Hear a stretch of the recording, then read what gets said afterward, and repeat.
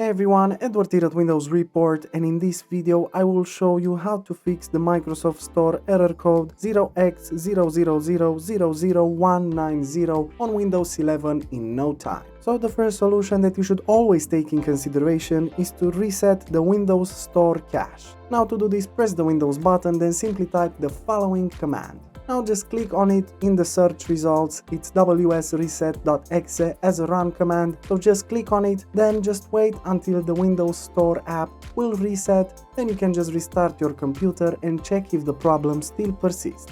Moving on, another useful solution is to run the Windows Store app's Troubleshooter.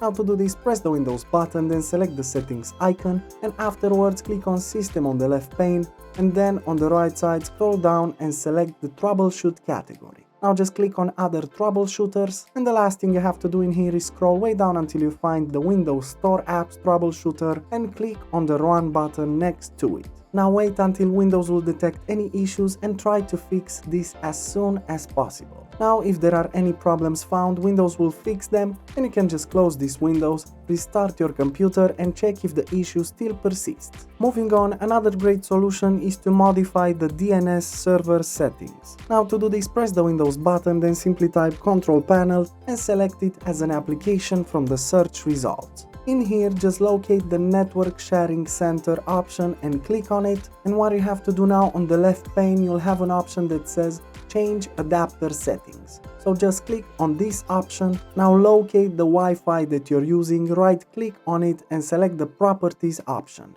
Now in the Wi-Fi Properties window, make sure to open up the Internet Protocol version 4, and the last thing you have to do in here is make sure that the Obtain DNS Server Address automatically is the option that is selected. As in my case, it's already selected, so if you don't have this selected, make sure to just click on this box, and then you can just go on by pressing on the OK button. You can save the changes, restart your computer and check if the problem still persists. And lastly, another useful solution is to re-register Microsoft Store.